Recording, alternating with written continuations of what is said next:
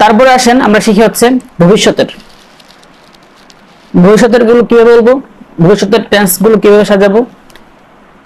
Will, তাই না, will ব্যবহার হয়। I will, you will, he will, they will, we will. তাহলে আই উইল ইট, আমি খাবো। আই উইল নট ইট, আমি খাবো না। উইল আই ইট, আমি কি খাবো।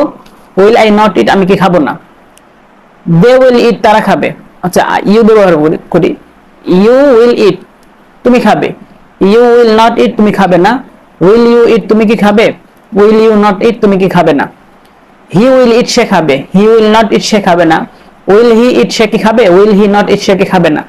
দে উইল ইট, তারা খাবে। দে উইল নট ইট, তারা খাবে না। উইল দে ইট, তারা কি খাবে। উইল দে নট ইট, তারা কি খাবে না।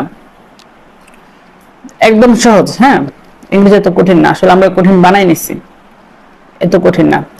এখন আসুন আরেকটা প্র্যাকটিস করি, প্লে দিয়ে করি। আই উইল প্লে, আমি খেলবো। আই উইল নট প্লে, আমি খেলবো না। উইল আই প্লে, আমি কি খেলবো। উইল আই নট প্লে, আমি কি খেলবো না। তো এখানে আপনি ব্যবহার করতে পারেন, হি ব্যবহার করতে পারেন। হি উইল প্লে, সে খেলবে। হি উইল নট প্লে, সে খেলবে না। উইল হি প্লে, সে কি খেলবে। উইল হি নট প্লে, সে কি খেলবে না। এরকম ভাবে ব্যবহার করতে পারেন। ওকে।